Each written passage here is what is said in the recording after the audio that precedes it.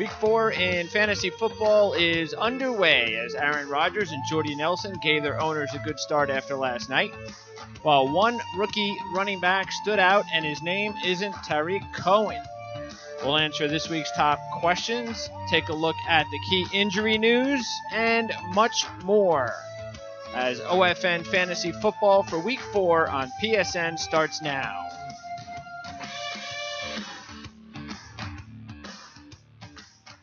All right, so we have one more show before we get into October, if you can believe that or not. And a quarter of the season will then be officially in the books, at least for most of the teams outside of Tampa Bay and Miami. But anyway, again, Week 4 is underway. Green Bay easily over Chicago last night. And we'll talk a little bit about that. And, of course, we'll go into everything else, including the latest injuries and everything else that we normally cover here on a fantasy football coverage on OFN Fantasy Football. So let's get right to it. Welcome in one of my co-hosts to the show, sports producer, fantasy expert, Dan Weinrich. Dan, how's everything going? I'm doing great. I'm feeling better than Devontae Adams is today. I'm pretty sure about that.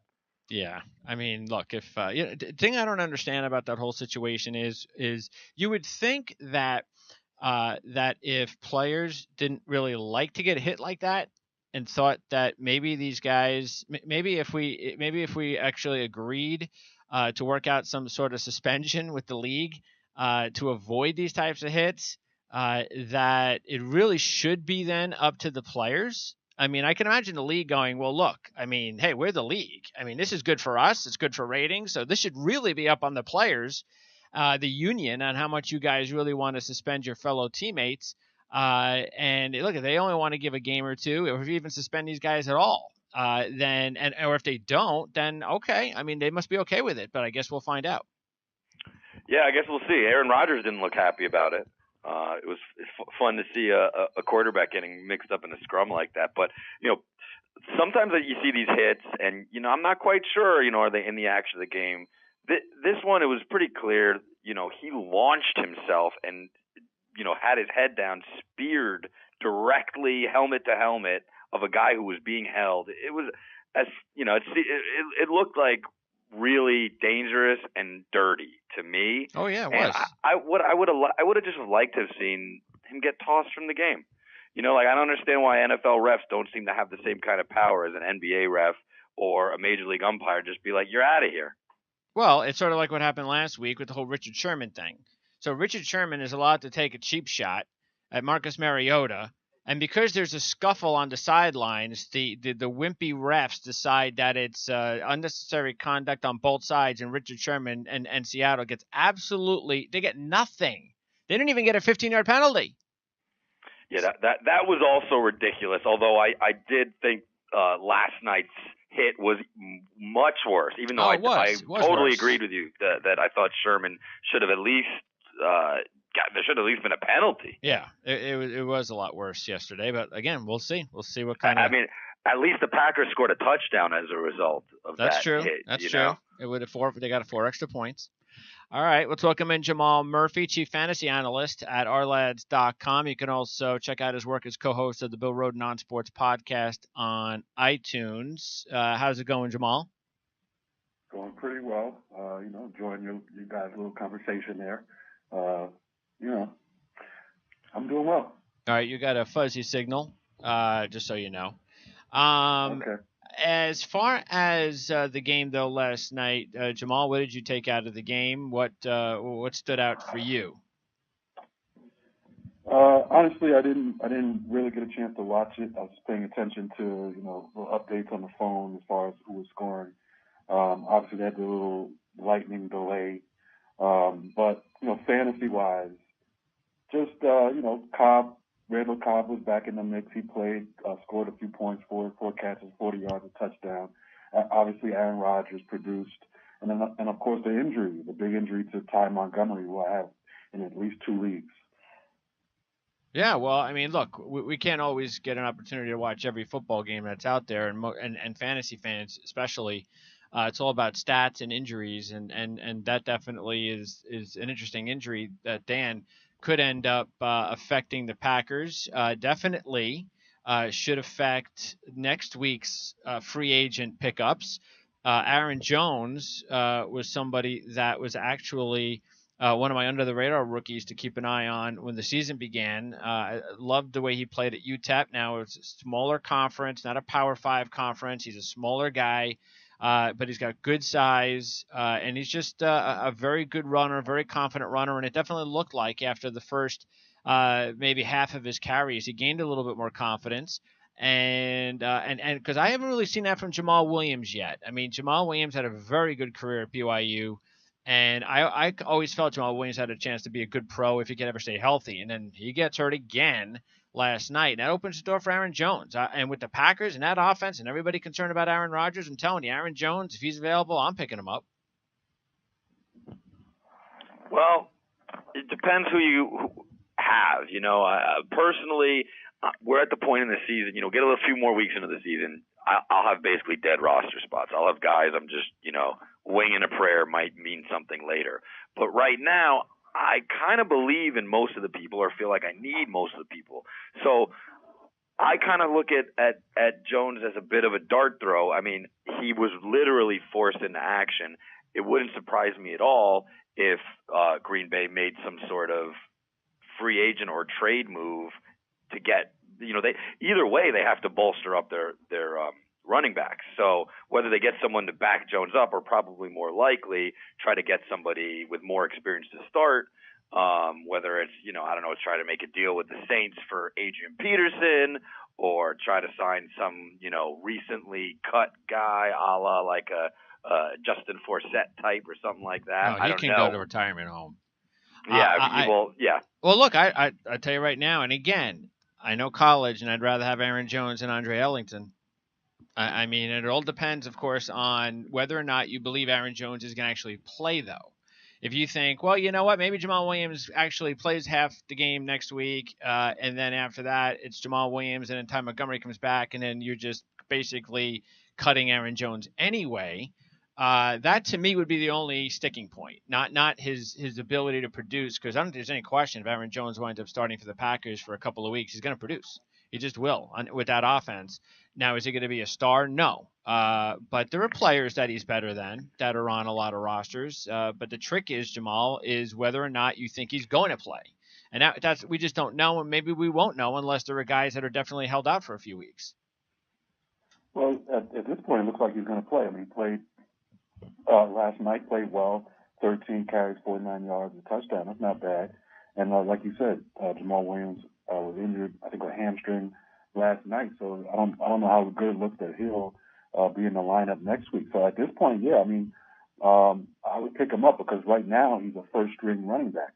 And if you're having somebody on your bench that that is not that, I think you definitely have to take a chance on Aaron Jones. This is just the way fantasy football goes. I mean, guys get hurt, and that bumps people up to number one running back status within the blink of an eye. And you kind of got to jump on that and let go of your players that who might not be getting that same playing time next week. All right. As far as what did you take, Jamal, from last week? Is there somebody, player, or something specific that was what you remembered the most about week 3, fantasy wise? Well, I mean, I think everybody noticed Deshaun Watson and the type of game he came up with, and it looked like it just took him about 2 weeks to come into his own. I mean, of course it's early. We have to see what he does weeks ahead. But that was very impressive what he did against New England, against the Bill Belichick defense, putting up serious numbers both in the air and on the ground. You got to be impressed with that. Another thing I noticed last week was Garrett Blount and how the week prior all of us were basically throwing him to the wolves. It's over for him. And now he's back in the mix. The Eagles definitely seem to have confidence in him again. I think he had 12 carries, 67 yards, so he's going to get playing time. And then, of course, with the Sproles injury, him being out for the season, he probably gets even more playing time in the weeks ahead. So those are the two things I saw. Yeah, we talked about it, Dan, on Monday, which was the Eagles running back situation. That wasn't that they weren't trying to run the ball; they just weren't very successful running the ball as much as they were last week against the Giants. And you do wonder whether or not, and this is a theme that we see every year in football. Even when sometimes you get a player that seems like it's a good player. I mean, Sproles is a good player. I mean, Matt Forte is a good player, but rather have Bilal Powell, rather have maybe LeGarrette Blunt, and maybe also the combination of Blunt and Smallwood, because that seemed to work out a lot better for them last week. They almost rushed for 200 yards last week. Yeah, I mean, I'm kind of mad at myself because, as you know, as all our listeners know from a few episodes ago, I listed LeGarrette Blunt as somebody to drop. I did drop him. I scrambled to try to pick him back up. I think for some reason the fantasy community has just been dogging him all off season, all preseason. They were saying that the Eagles were going to cut him. He wasn't even going to make the roster. And still now, they're really everything I'm reading is way more optimistic about Wendell Smallwood. Mm-hmm. And obviously, look, I will say this: LeGarrette Blunt is not a pass catching running back. So if there are those plays that used to go to Sproles, it is probably more likely that it'll go to Smallwood. However, he's never proven himself to be, an every down back. There's a reason he's the backup, and LeGarrette Blunt, he might be a little long in the tooth, but let's not forget he's 1 year separated from 18 touchdowns. Great Super Bowl winning offense or not, he still scored those touchdowns. He can handle a big workload, and my instinct is that LeGarrette Blunt is going to be the more valuable asset moving forward. Yeah, I mean, I guess it all depends on the coaching staff and what they want to do with their offense, because it did seem like it was more of not a talent issue with Blunt, but a scheme issue. And if that goes and stays the same, and they kind of use that Patriot philosophy, maybe it is Smallwood, but touchdowns, goal line situations, and the fact that now they probably do want to rely on a veteran more than just give Smallwood the type of game plan that Sproles was getting, does lead you to believe that Blunt might wind up as the better fantasy guy overall in the long run for the Eagles, especially if he can definitely pick up those touchdowns. What about Deshaun Watson, Dan? Because as Jamal said, and again, I've been a huge fan for the last couple of years. So, matter of fact, I've already invested my future's worth of money on Houston to win the Super Bowl at 50-1, which I think is an obscene number. So that's how much I believe in Watson. I think he can. If Houston can make the playoffs last year with Osweiler and make the second round, well, they could definitely make the championship game this year at Watson, and that puts them a game away from the Super Bowl. So that's the way I think about it. And they do it without Dwayne Brown. Now, hopefully they get him back. They can't keep winning without Dwayne Brown because the Patriots defense. Okay, we understand where it is. But overall, I mean, because of his ability to run and pick up yards with his legs, which we've seen in both games, score touchdowns with his legs, he becomes a very good backup quarterback, at least this year in fantasy. Yeah, I mean, it should be tempered a little bit that, he was playing against what has so far been the worst defense in football in the New England Patriots. So, don't expect, high 20s, low 30s scoring wise from him moving forward necessarily. But I mean, how can you not love this guy? Yeah. And the other way to look at it is they get Dwayne Brown back, then that will also counter the deficiency that they have along that offensive line. But they got to get him back. And Will Fuller. Yeah, they get him back this week. So with Will Fuller, he's definitely somebody to keep an eye on. We'll get into him in just a little bit. Now, what about your team in general, Jamal? Your teams. Do you have, as you looked over your teams, especially the team that you have in our league, the league that the three of us are in, is there anything that you're satisfied so far with your team? Or teams, or would be a specific concern that you've been kind of thinking about? Well, I may have to do something about this at some point. Yeah, I mean, it's basically been a typical year for me, at least early going. I'm in 4 leagues. And, it usually happens like this. I'm doing very well in one league. I'm average so far in two leagues, and I'm not having a good start in the fourth league. In our league, I'm 1-2, so I'm not happy. And there are guys that I'm particularly not happy with, like Matt Ryan.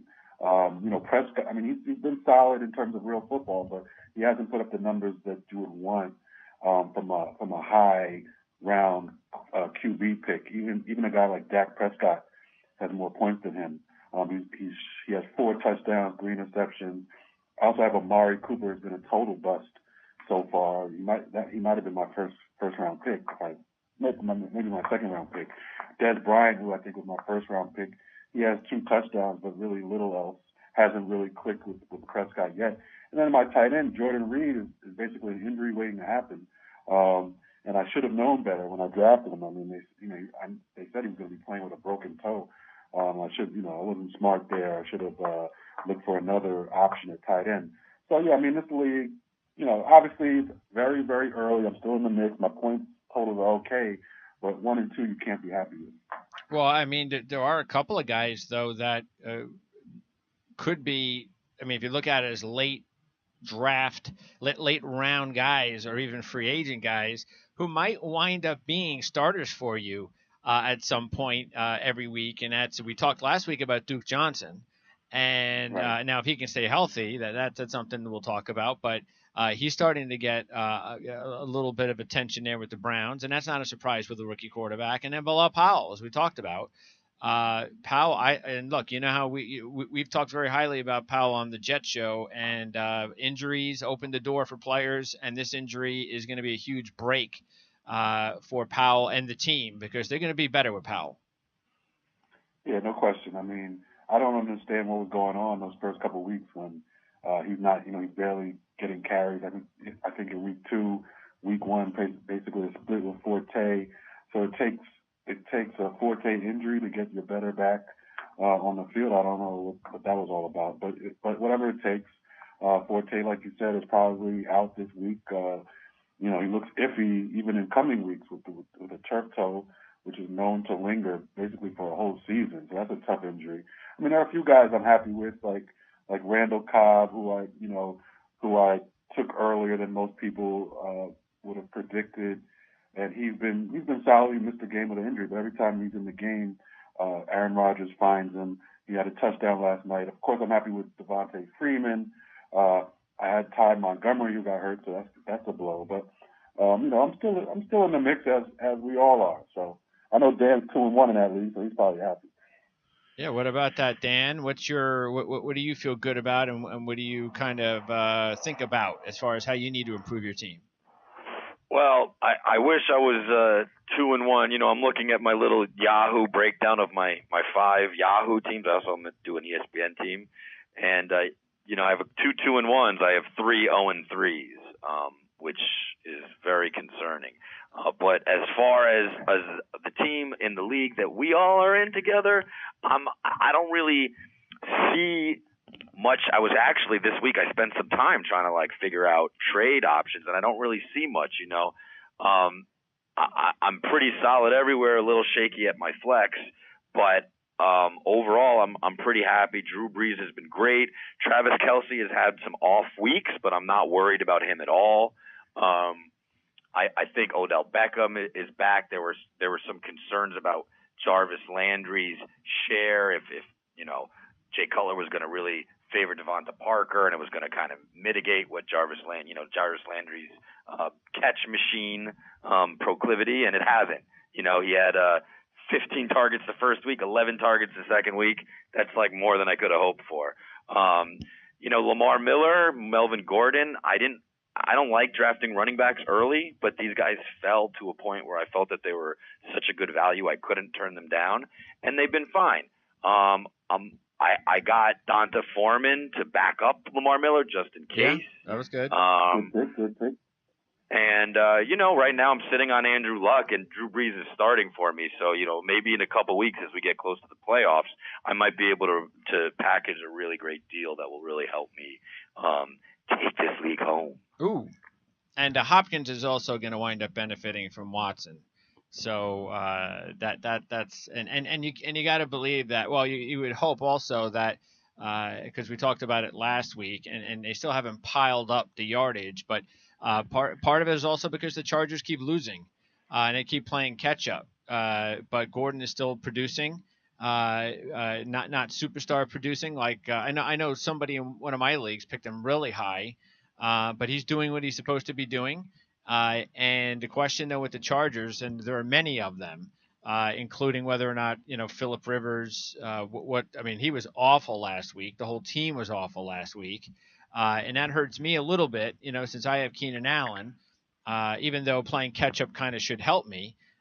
But still, you kind of always want your team. I mean, don't you think this is a philosophy, Jamal, that you would always? I mean, sometimes people think, well, if a receiver's injured and I have another receiver on that team, that's going to benefit me. Or if there's an injury to this position and I've got the other position, the running back position, maybe they'll run the ball more. Maybe that'll benefit me. I always kind of think it's actually anytime you take a talented player off the field, even if he gets touches, I always think that my the way I look at it is actually not a good thing because it just makes your team not as good. And you always want your team to be as good as you possibly can. I know it's fantasy, but you always do want your team to be as good as they possibly can because sometimes when you have a very good player out there, he can distract from your player, and your player winds up benefiting from it more.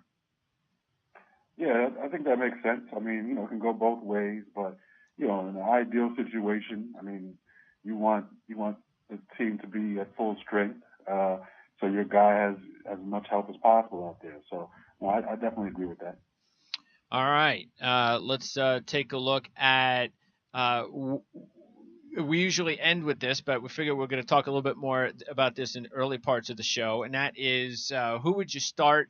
What are your big start decisions this week? So, Dan, you always seem to have these questions. Give me your biggest, most difficult. Who am I going to start this week? Who against who?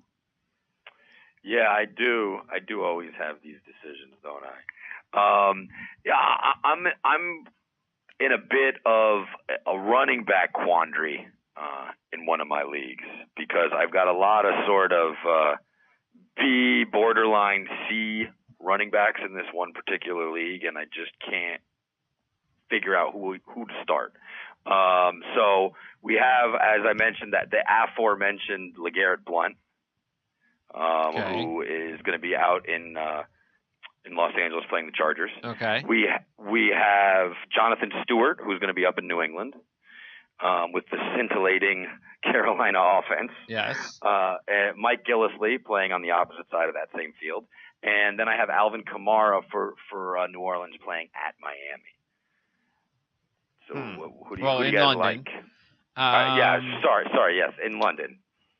I mean, I would. If I'm looking at Gillislee, okay, the Panthers, they still have a good defense. So, but with Gillislee, it's really, especially against a good defense, it's all about the goal line carries, and that's just a guessing game. Kamara, I will say this: I have Ingram, and I was very pleased with the fact that they started Ingram last week. I think for the first time, and he really became more of the true number one guy last week. Not that he hogged up all the carries. But not coincidentally, they won. I mean, look, Ingram had a really good year last year. They should just stop this Adrian Peterson nonsense. Sure, you play him as a backup, and that's what they did last week, and then you throw in Kamara. But with the Dolphins, I don't know. I mean, that's a pretty decent defense as well. So I think it would be down to Blount or Stewart. Stewart because of the obvious, as you mentioned, Patriot defense. And Blount because if they continue to implement him and Smallwood, even the way they did last week, again, he's going to also get the goal line touches, and he'll probably, you would think, maybe get more opportunities than Stewart. I don't know. What do you think, Jamal? Because I look at the Patriots and who they've played, even though their defense hasn't played that well. Have the opposition's running backs, scored a lot of touchdowns and things of that nature, or has it mostly been through the air? Yeah, I mean that's a tough one, but I agree. I think it's between Stewart and Blount. Pretty obviously. I mean, I think I'm leaning towards Blount for some reason. I just feel like I guess the Eagle offense in general has been a lot better than Carolina's offense. So it's hard to predict. That's true too. I know they're playing New England, but I mean, Cam Newton's been playing so poorly, and their offense in general has been so bad, and the only guy really doing anything has been McCaffrey, who's the other running back. So, I wouldn't be surprised if Stewart has a decent game, gets in the end zone, but I just feel like Philadelphia offense has been better. Blunt has been involved. He's gotten goal line carries. I would lean that way, but it's close. Yeah, I also think that Blunt probably has more of an upside. It's a very close one, no question, close decision.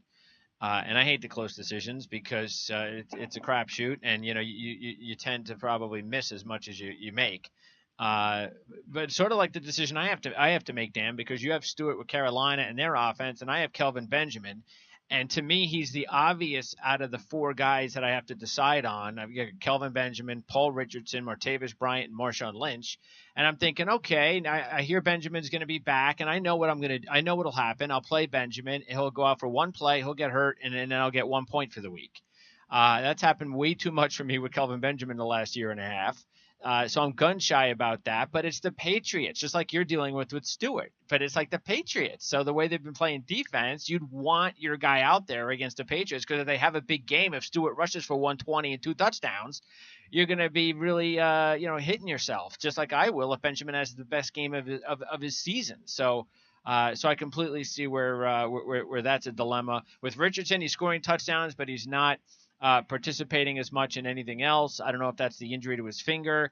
With Baldwin being a little bit under 100% and the Colts defense and Seattle overdue for a blowout, I'm kind of thinking about him. And Bryant, he's a hit or miss guy. And then Lynch, I mean, they got to get going. I mean, Lynch is a guy I've been a little bit disappointed in. I mean, the Oakland Raiders have one of the best offensive lines in football, and they can't get him going. Yeah, that you're definitely in a quandary, and I would be frustrated as well. Well, I do have Martavis Bryant on one team, and I commiserate with you. It's been very frustrating owning him, that's a tough call. But I think sometimes a mistake we can make is we sort of lean towards the guy that we had lower expectations for, who's actually doing something, rather than the guy that we had huge expectations for, who's doing a lot less. So what I mean to say is, I think Paul Richardson probably. Although obviously, he can score, I think he has the lowest floor of all the guys that you mentioned because, if Benjamin is playing, I feel better about him than Jonathan Stewart because I don't have to worry about, I'm not really worried, maybe Devin Funchess is going to take all of his action. Like I'm worried about McCaffrey with Stewart. So I know it's frustrating with Benjamin, and please don't come back and complain to me if he only gives you 2 points this week. Oh, I know. But I think you got to start him because he's still the number one option. He's a huge body and Cam really needs to get off the schneid. And I feel like what really is the problem, if anything, in Carolina, is not Kelvin Benjamin, it's Cam. He's just not right. Yep. But if ever there was an opportunity for him to get right, well, it was last week at home against the putrid New Orleans defense, but maybe I don't like to count Cam or the Panthers out because whenever you do, that's when they surprise you. But I think I'm sitting Richardson of all those guys. Oh, you're sitting Richardson out of all those guys. Well, you said you got 4, and I have 2 out of the 4, but I'm just saying. But so Richardson would be your 4th guy. So we would be between Benjamin, Bryant, and Lynch out of the 2 spots. Okay, all right. Yeah. We're gonna get to a couple more on Dan's side, but what about you, Jamal? What's your decision this week in any of the leagues? I got an interesting one as far as wide receivers go. I can play 2 of these 3. You got Rashard Matthews, Tennessee, who definitely doesn't have the name recognition, but is very solid. He's the number 1 guy for Mariota in Tennessee. I got my high draft pick, Des Bryant, who he's had a couple touchdowns, but I mean, like last week, for instance, he had 2 receptions for 12 yards and a touchdown, and that wasn't out of the ordinary. He hasn't put up big numbers except for he does have 2 touchdowns on the year. And then the last guy is Alshon Jeffrey, who's been a little up and down too. The funny thing is, the guy I like the most is Rashard Matthews, probably the guy with the lesser name recognition of both of them. And I think I'm going to go Rashard Matthews and Alshon Jeffrey. and leave Des Bryant on the bench and just hope he doesn't get a touchdown. Wow. Okay. I don't know if I could do that. I'm with you, Greg. I don't think I would do that, but I'm not going to convince you to change your mind and then have a. But because look, I mean, last week, maybe he was lucky to even get anything. I was so last week I had Atlanta -3 against Detroit. Remember we talked about this beginning of the season.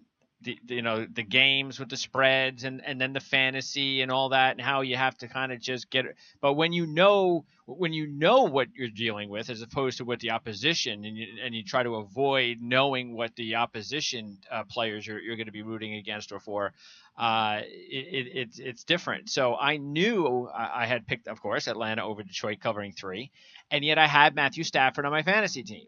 So here we are at the end of the game, and Stafford gets the touchdown, and I'm going, okay. So I was okay either way. All right, I got my fantasy touchdown, and I lost the spread, but okay, whatever.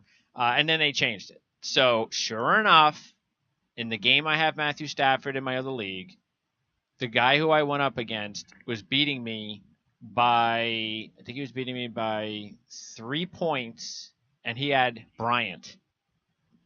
And, of course, Bryant is doing nothing for the first half, completely shut down by Peterson. And then he gets one play, and he gets in the end zone, and I lose. But if Stafford scores the touchdown, and I go back to that, I go, what would have happened if they didn't take that touchdown away from me? I might have at least come away with a tie or something. I didn't really go over the math, but the bottom line is that's how close that game was for me. But yeah, I think Bryant, Jamal, is you would think that, look, there's no Patrick Peterson here. Tremaine Johnson's a good player. I actually like the Cowboys this week. I think that for what I saw what the Rams were able to do, the Redskins were able to do against the Rams, another NFC East team in L.A. Rams have beaten the Colts and the Niners. This is a different monster. I think the Cowboys are due at home for a big performance, so I'd be kind of scared to leave Bryant on the bench, and I guess you feel the same way, Dan. Yeah, I mean, Jamal, did you see the game against Arizona? Yeah. Did you see that touchdown, that rugby scrum touchdown that Dez scored? Yeah, unfortunately, I did. Yeah, but I've been. All right, wait, hold on. Wait, hold on. I have a couple more questions. Are you aware of who the other wide receivers are on the Cowboys? Yeah. What have you done from the first? Terrence Williams and Cole Beasley, right? Bryce Butler. Butler. Are you aware that they're playing at home against a somewhat shaky Rams secondary?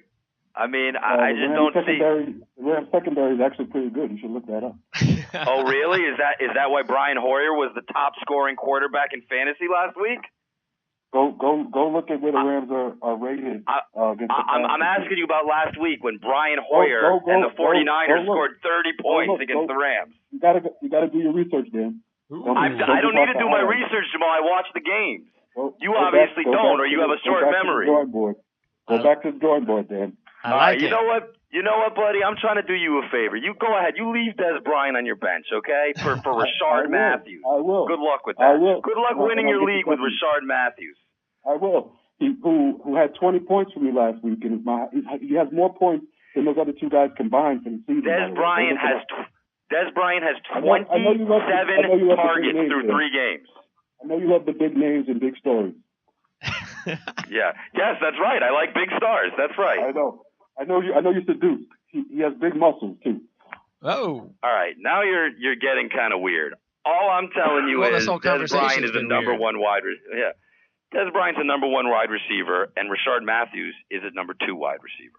So you want to start your number 2 over your number 1? You want to outsmart yourself? And you got to look at the stats, man. Don't just make it up. Look at the stats. He's the number 1 wide receiver on the team. Well, wait a second. Well, what about Jeffrey? Yeah, but their number 1 draft pick has been hurt. He might be back this week. Oh, he might be. Okay. No, well, yeah. I'm worried about that. Well, what about Bryant? Bryant is not a temporary number 1. His number 1 draft pick was there earlier, and he still got the most targets. All right. You're right. Okay, all right. Rashard Matthews better than Des Bryant. Hot take of the week. Yeah. There you go. You got it. I know you're afraid to go against the grain, Dan. It's okay. Greg, help me out here. I mean, please. Well, first of all, what happened to Alshon Jeffrey? Shouldn't Alshon Jeffrey, shouldn't that debate? No, I mean, shouldn't I'm playing him over Dez too. No, but I mean, who would you rather have, Rashard Matthews or Alshon Jeffrey? I'd rather have Alshon, but if the argument is starting Rashard Matthews over Alshon has been very disappointing the last 2 weeks. That I could see. But of all those guys, Dez is my number one. I mean, it's only 3 weeks, and it's not like he's done badly. The guy's got 27 targets, 2 touchdowns. I mean, you know, they've had some tough. They played at Denver, at Arizona. Those are tough. Receivers. He has the least fantasy points of any of my wide receivers. What are you talking about? Who, Jeffrey? Or no, Bryant? Bryant. That's Bryant. I don't know how that is. He had 11 he had a huge game week 2 at Denver. Listen to the real stats, Dan. On the year, Des Bryant has 11 receptions for 114 yards, 2 touchdowns. Matthews has 14 for 201 and a touchdown. Jeffries has 14 for 186 and a touchdown and a 2-point conversion. Des Bryant is the worst of the 3 for the season, not just one game. Through 3 games. Yeah, okay, listen, if you could do that, and you could Rams, just look at the Rams points scored. Have the best secondary of those three opponents this week. All right, so let me ask you this: why don't you go pick up Brian Hoyer or Trevor Siemian and start them over Matt Ryan, because they have way more fantasy points than him through 3 weeks, so they must be better, right? Well, I've actually watched the game. And wait, hold on! I thought you were saying numbers. I thought we were going by the numbers. Haven't really connected. Okay, so now we're not going by the numbers. Now we're going by your feel. We're going by all of it. Okay. Well, it's convenient how you can switch it up depending on the player we're talking about. It is. You use all the information you have, Dan. It's pretty simple. Greg, to close this conversation, I'll just say I have Des Bryant in 2 leagues, and I'm not considering sitting him. He was my number 1 overall pick, and you don't bench your number 1 pick week 4. Well, don't go 1 and 3 on me, Dan. Well, look, for me, as you know, I would do Bryant, but I would also, it would be more of, based on Matthews playing better than Jeffrey so far, and I have Jeffrey in my other league, but I would definitely play Matthews, so I would probably go this week, I would go Matthews and Bryant, that would be me, but and I don't think Corey Davis is coming back this week. Because I actually also picked him up. There goes Dan reaching again. I picked him up on my free agent, my other league, because I definitely think that he's going to be an impact. But if he's not playing this week, that's why I would definitely go. In my mind, I would go Matthews and Bryant. But I will say if I only picked one, I could not go with Bryant. And I see it's easier. See, I don't know. You have him in 2 leagues. Dan, obviously Jamal has him. I don't have him, so usually it's a lot easier for someone that doesn't have a star that's disappointing to just go, oh, it's got to be Bryant. But when you have a guy that's not producing, you kind of feel it, as we all know, every week, and you feel it, and you go, what's wrong with this? It's like me with Kelvin Benjamin. It's like, I can't stand this guy. He's not doing anything. He's got a name, but he's not doing it. It's like me with Cam Newton. I have Des Bryant in another league, and I'm playing him based on the other guys. I have him in another league, and I'm playing him over. You know, obviously I'm playing over Matt Jones. Okay, I'm not going to play Matt Jones over him. I'm not going to play Hearns over him. I'm not going to play Gabriel over him. So he's not a bum, but I just don't think he's better than Jeffrey. At least for this week, he's not better than Alshon Jeffrey or Matthews. Well, he'll break out, and the question is, when will he break out? Next week, the Cowboys get the Packers, by the way. So that's a big game coming up next week. Another reason why I kind of like the Cowboys this week. I think they understand how important this game is. I think they'll blow them out. But that could actually work against your passing game if they do wind up blowing them out. All right. So that was a nice after it took 4 weeks for us to have a real good debate. So I'm happy about that. Before we move on, you said now you're deciding between Abdullah and Chris Thompson in a standard scoring league, Dan. Yes, and also add you could also throw LeGarrette Blount and Derrick Henry in the mix. I'm probably not really thinking about Henry because it's too iffy with his health, even though he is supposed to play. But anyway, those are the 4 I'm choosing for 2 spots: LeGarrette Blount. I'm choosing for 1 spot because one of my spots is Carlos Hyde, who I'm not taking out. So 1 running back spot, either Chris Thompson, LeGarrette Blount, Amir Abdullah, or Derrick Henry, standard scoring. Now, standard scoring meaning what? No, they don't count the carries and the catch and all that stuff? Right, no non-PPR. Now, traditionally you'd think, oh, well, Chris Thompson, he's the third down receiving running back. He doesn't get goal line work. He doesn't get massive carries, so don't even consider him. Except he has vastly outscored the others. I mean, even in this non-PPR league, he's scoring 20 points a week. It's kind of insane. I just really think, Jamal, in my mind, because Chris Thompson's a guy that I know we were going to talk about anyway, the guy has been playing fantastic. I don't think this is a fluke. I don't think he's going to do this every week. But, he was a very exciting player in college. It's nice to see. It's a good story.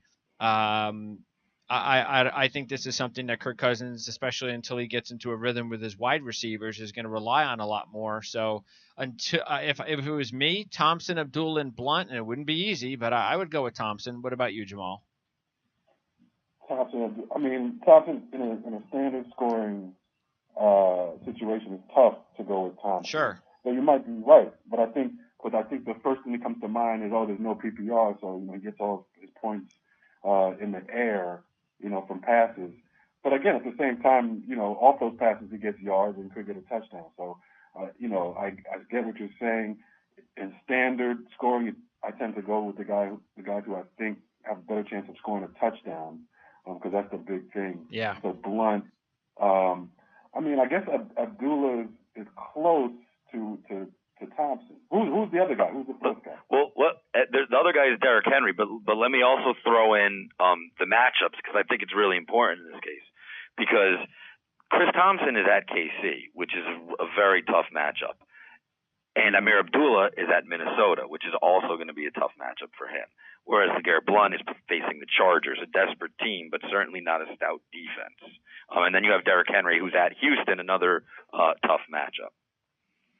And then Henry is still in that timeshare, right? Yes.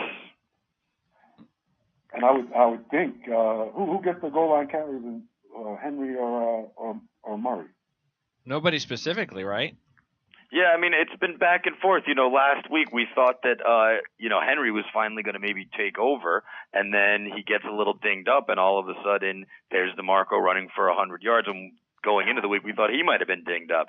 So, it's an ongoing saga in Tennessee. I definitely think if anyone who's in a position where they have to start Derrick Henry, like in a flex situation, it's not a bad bet. He is going to get care. I don't know if he'll get goal line work specifically, but he gets work. He is going to get some work, but probably he's probably going to be getting less than DeMarco Murray, at least based on what happened last week.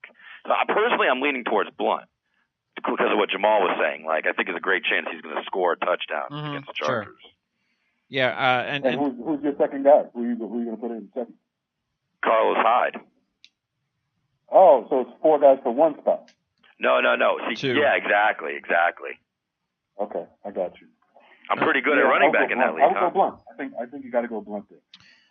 Yeah. Speaking of the Tennessee running backs, if you had a choice, and we talked a little bit about this last week, but both guys had big games.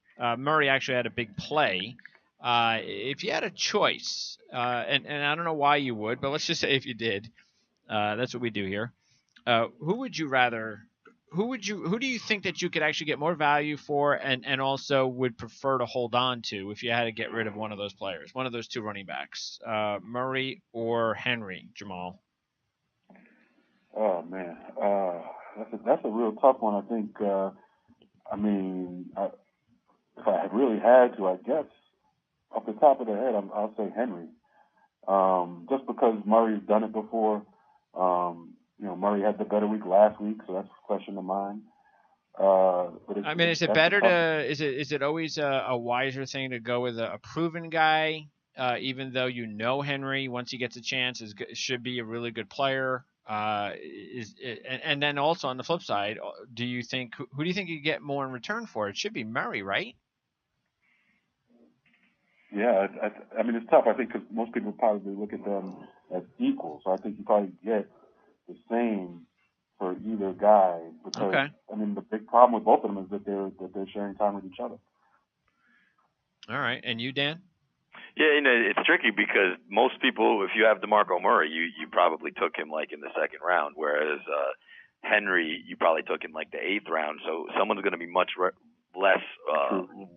It's going to be much tougher to give away. People don't like giving away their top couple of picks, even when they're disappointing a little bit. Although I'm thinking about making Jamal a trade offer for Des Bryant right now. But I digress.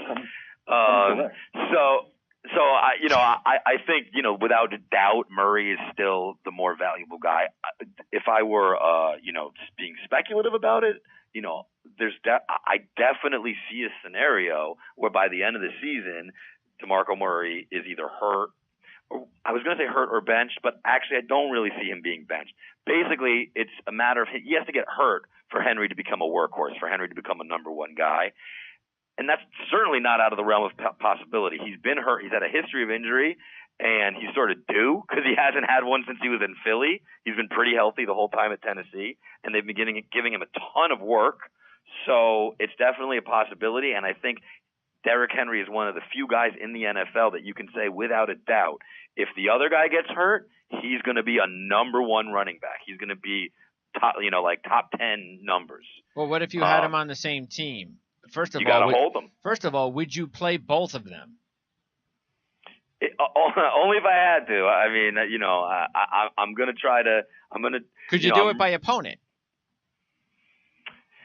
Yeah, I mean, I don't love starting two running backs from the same team. I don't really like starting two wide receivers from the same team. But I mean, nobody would have guessed that they would have rushed for 200 yards against Seattle last week. So it's hard to pick a team to use them or not use them against if you're going to use both of them. So I think if you have both of them on your team, you're in a good position because no matter what, you have a number one running back.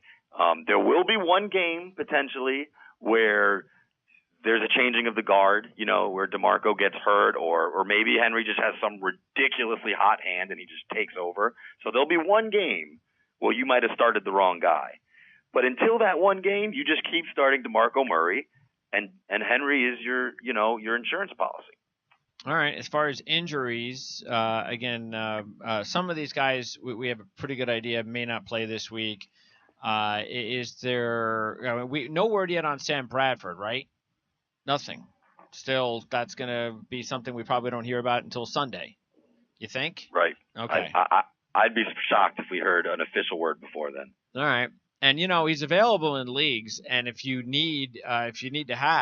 just feel like you need to have a backup quarterback, it's probably not too early to, especially if your buys in a few weeks, to take a chance on him right now. If you've got the space on your roster, but then again, you're only going on one game. But the Vikings and that passing game, I mean, even with Keenum, they were able to light it up last week, and that's also something that you just wonder about. How long is that going to keep going? See, with Diggs, we can believe it, but with Thielen, I mean, is that a guy that Jamal, that if you have Thielen and somebody needs a receiver, do you actually reach out to someone and go, "Hey, do you want Thielen?" I mean, he's been productive. I don't know if you're in a rush to get rid of him. Obviously, no, but get something good. Get the good value now, unless you believe that he's actually going to play like this most of the season. But if you actually need a running back or you need something else, do you sell high with Thielen? Yeah, I mean, I would sell high, especially if Bradford doesn't look like he's going to get back on the field. If Bradford gets back on the field, maybe I am a believer in him. I think he's a good wide receiver. Minnesota's been high on him all year for a couple of years, really high on him, saying he's going to surprise people. So I think he's legit, production wise. But with Case, I don't really trust Case Keenum. I don't care how well he played last week. Yeah, well, we'll see this week. They got a big matchup with Detroit, and we'll see if they can. And then Minnesota, by the way. Chicago. Somebody please explain to me why they get back-to-back nationally televised games. Chicago will be on Monday night next week against Minnesota. Wow. They can't get enough of the Bears on prime time for some reason. Maybe they thought Trubisky was going to start. Maybe he will next week. Hopefully. Yeah. Anybody else out of those players that that you would be? Because there are some players, a lot of players that are kind of nicked. Some of them are playing, some of them are not. But anybody that specifically stands out to you, Dan? As far as that I'm worried about, or that I think You is going think to people, surprise? people should worry about and maybe think twice, sort of like what we were talking about with Kelvin Benjamin. If you've got other players, definitely start them. But if you need to start them, okay. But yeah, I mean, Duke Johnson has been looking good. He's a little banged up, but may play. So Doug Baldwin again looks like he'll probably play, but he's been banged up. But guys like that you're concerned with, and I know you mentioned Jordan Reed, Jamal. Yeah, I mean, Jordan Reed is a guy that I'm happy I don't have on any of my teams. I definitely be worried about him. And you have this stinky situation where it's a later game, and so it's not even like you can just, wait. If you wait, you might be stuck. Although you might, if you have a roster spot, you might want to grab Vernon Davis, who's very sparsely owned and is probably a serviceable tight end if Reed sits. I like Doug Baldwin to play. I think he's a gamer and he'll be back. But Duke Johnson, the thing about Duke Johnson is he's not obviously the starting running back, even though he's been getting tons of work. And I wouldn't trust him. Doug Baldwin is the number one option in that offense. So if he plays, it's a good chance that he's going to be heavily involved. I can't say the same for Duke Johnson, so I'd probably be a little bit more wary about that start unless we get better news before Sunday. Yeah, Cleveland should either fully commit to Crowell as a number one, or more than likely what they should try and do is play the way the Patriots play and play Duke Johnson. Let him be the starter. Have him run a little and have him be a big time receiver out of the backfield, which he is already. But that's the Browns. What are you going to do? They can't beat the Colts without Andrew Luck. Speaking of Luck, now you've got Luck as your backup, as you mentioned, in a league, Dan. So once Luck comes back, since you have Breeze, is that a situation where you go, okay, after a couple of weeks of Luck playing and looking like Andrew Luck, now I can trade him?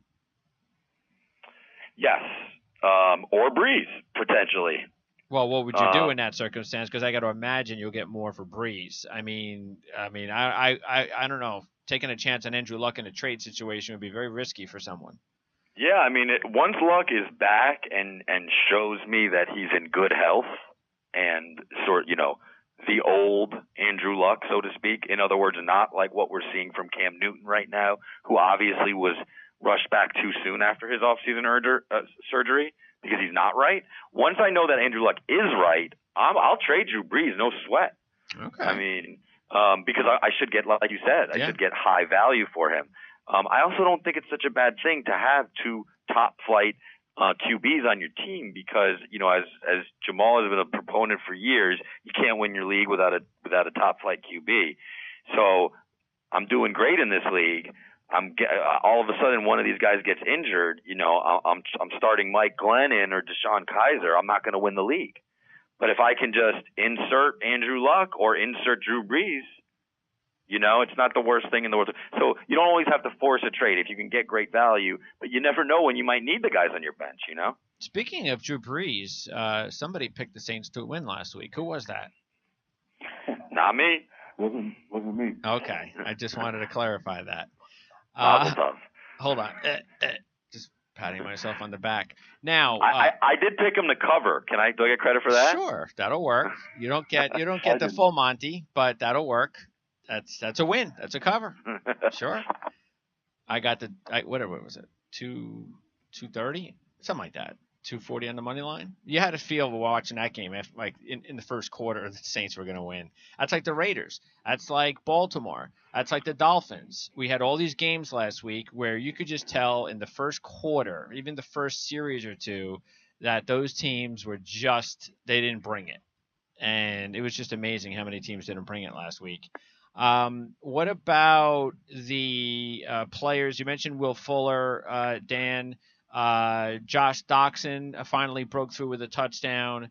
So these are a couple of guys, Jamal, that you think that. What do you think? People should keep an eye on those guys. Are they worth picking up as free agents right now? I don't know about now, especially like Doxson. I thought about it. I did see that touchdown he caught last week. They've been waiting forever for that. You can get caught in that trap too, like a guy that has a lot of potential, and then he has one big play, and you're like, oh wow, I got to pick him up now, and then he goes back to what he was doing the week after. So I would wait on Doxson, but definitely keep an eye on him. And if you see him get a couple of targets early in the game, run to that waiver wire and try to get him. What about Alex Smith, Dan? Alex Smith is actually one of the top fantasy quarterbacks, but I get the feeling that not many people believe what they're seeing. I mean, look, this guy was people forget he's a number one overall pick. Same year as Aaron Rodgers, so obviously not necessarily a smart pick. But this is a guy with a pedigree, and he's been a starter now, for about a decade. Andy Reid trusts him. He understands the system. He's sort of been unfairly tagged as a game manager. But unlike, Trevor Siemian or Brian Hoyer, this is not like some unexplainable phenomenon, Sure. It just so happens with Alex Smith, they didn't throw a lot of touchdowns last year, but he still was a very good quarterback, and the team was really good. And this year they're better, and they're letting him air it out a little bit more. So look, if he's your number one QB, I don't feel great about that. But as a backup or as a bye week fill-in, I feel better about Alex Smith than any of these other sort of hot starts from people that we weren't, like I mentioned, the Brian Hoyer, Yep. et cetera. All right. Now, what about Jamal? Anybody particular that, because I've talked about Kelvin Benjamin to the point where I'd be willing to trade him, and I was so frustrated after last week. If I had had the button next to me, I might have cut him.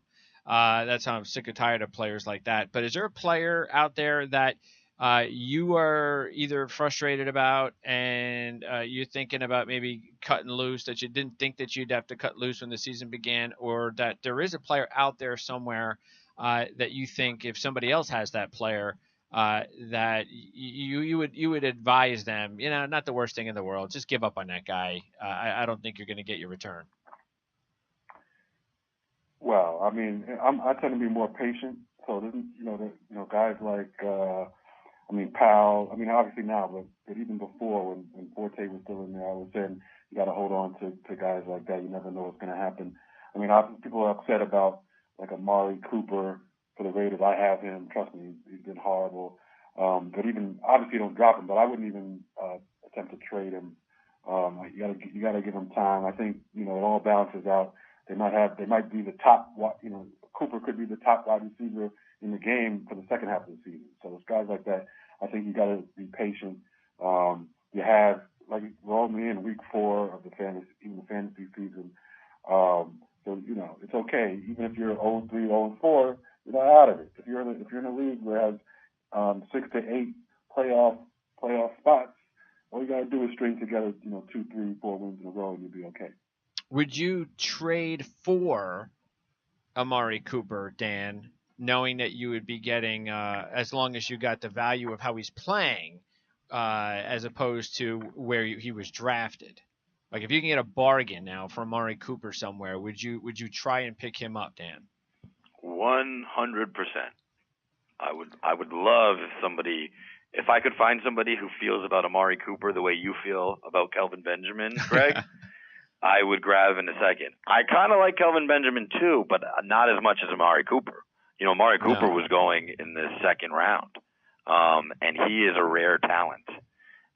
And for some reason, Crabtree is getting all the end zone work, but I don't see Crabtree ending the season with 20 touchdowns. So I think the pendulum will swing back and forth a little bit, but he's definitely a viable starter, no question.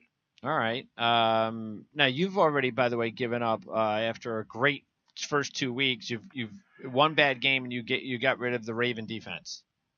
Greg, do you know how many leagues I did? I think I'm in 6 leagues altogether. I think I had them in 4 of them. Okay. And I dropped them so quickly, it would make your head spin. And they were the number one defense in fantasy. So why'd you give up on them in one lousy trip to London?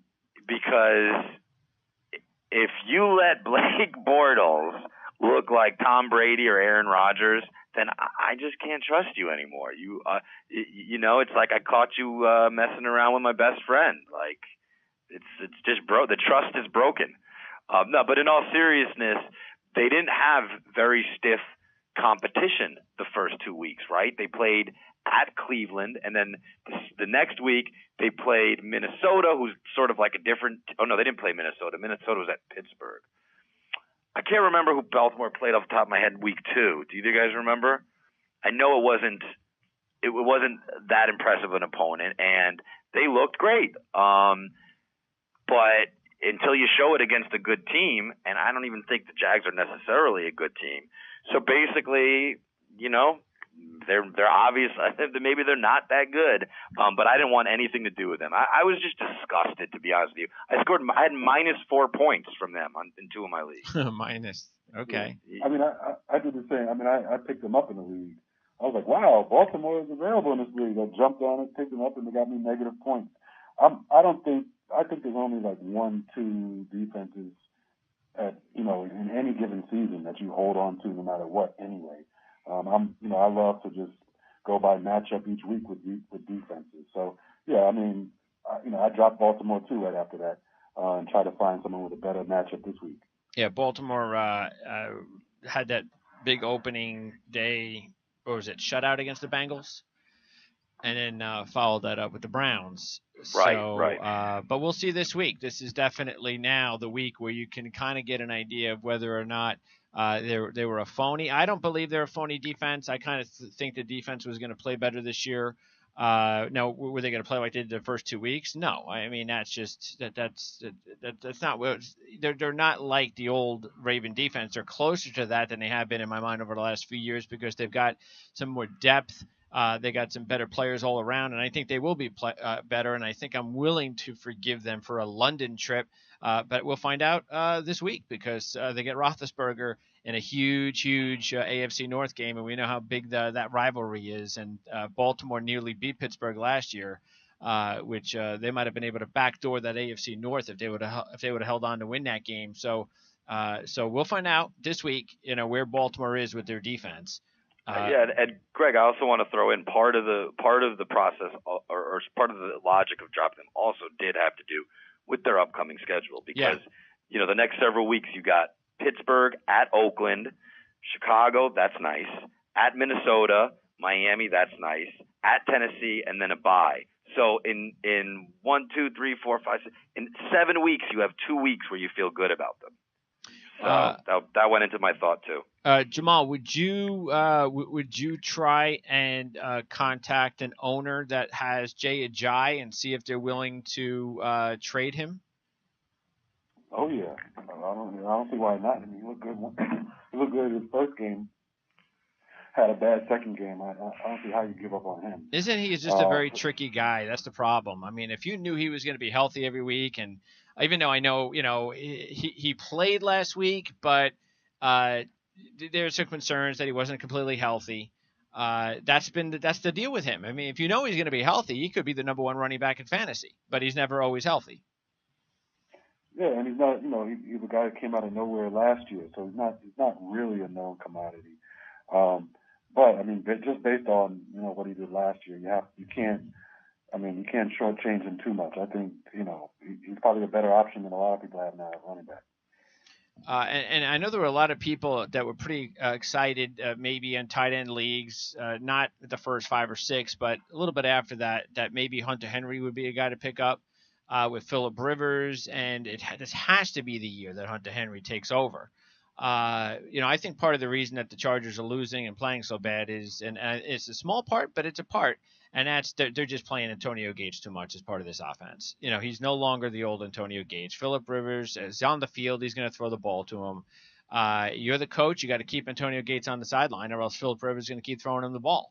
And Hunter Henry is just way too good to have 2 games out of 3 with no targets. Except he did. He did. Yeah. Yeah, that's probably, Hunter Henry, Jack Doyle, a lot of these guys in that sort of like back end of top 10, 12 tight ends have been very disappointing. Yeah, you can't pick a guy up and start him, and he hasn't had targets in 2 games. No. I don't know how you can have confidence enough to do that. You at least got to get some targets. I would rather roll with a Charles Clay, than so. Yeah, the thing is with a guy like Henry is even if he has a game where, because he had the game in week 2, 7 targets, 7 catches, and you were figuring here it goes, and then 0.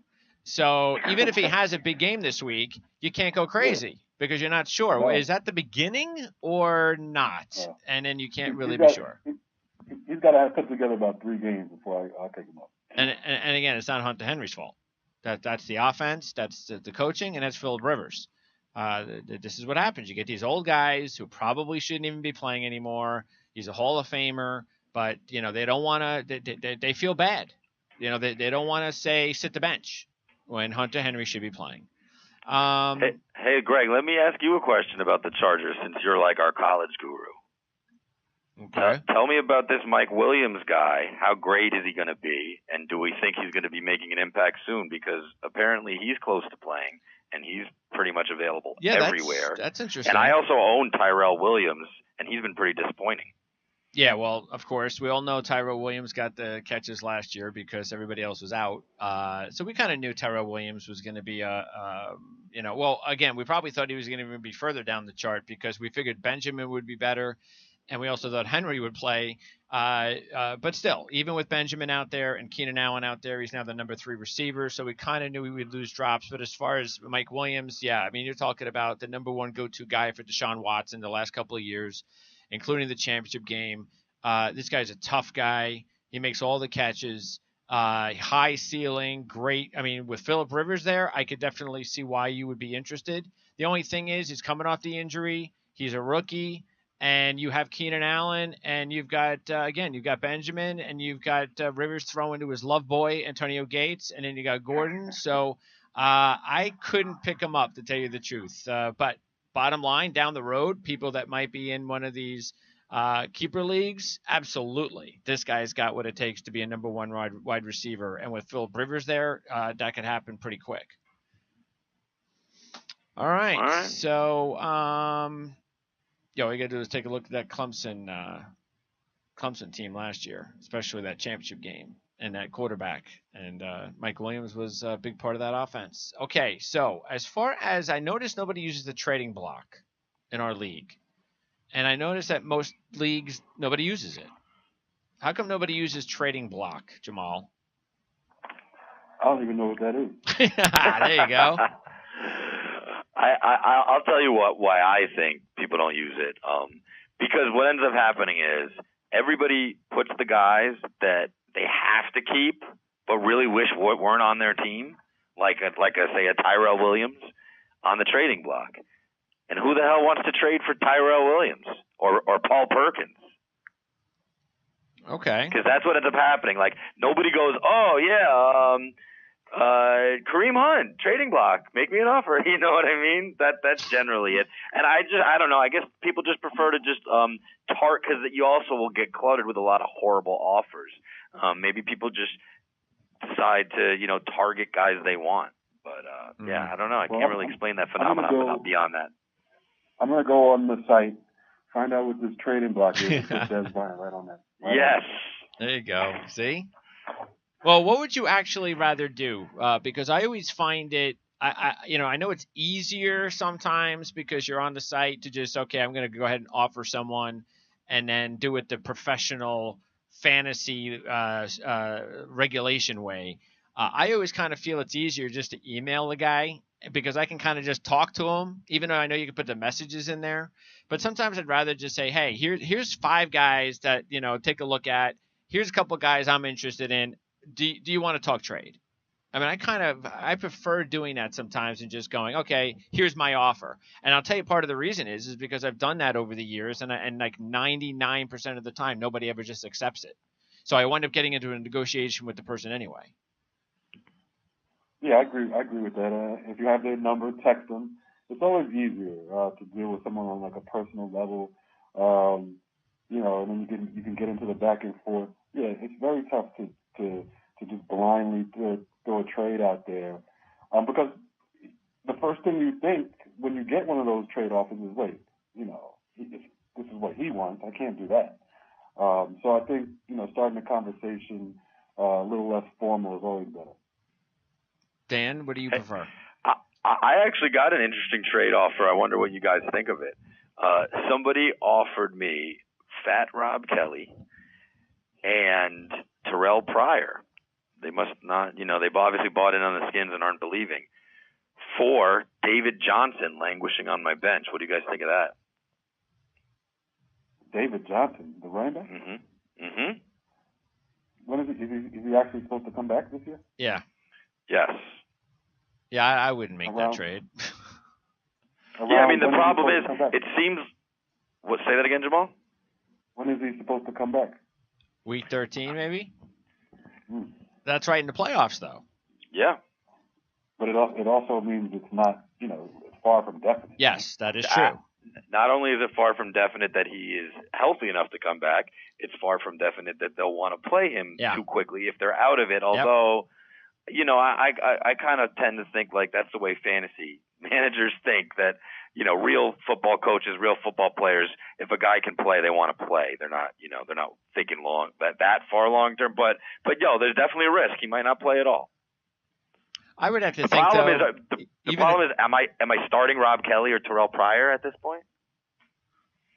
Well, you might. I'm not a big Rob Kelly fan anyway. But as far as Pryor, you would have to think that it's a distinct possibility where Kirk Cousins there, that he's going to develop chemistry with him, and if he does, he's the top guy, unless all of a sudden Josh Stockton becomes the top guy. So, I mean, I have a lot more ups. I have a lot more. I feel a little bit more confident with Pryor becoming something for me than Kelly.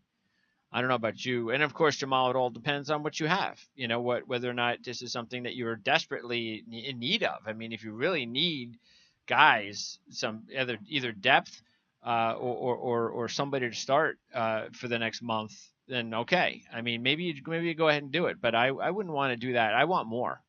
I want a better player. I think if you need wide receiver help, I'm high on Pryor.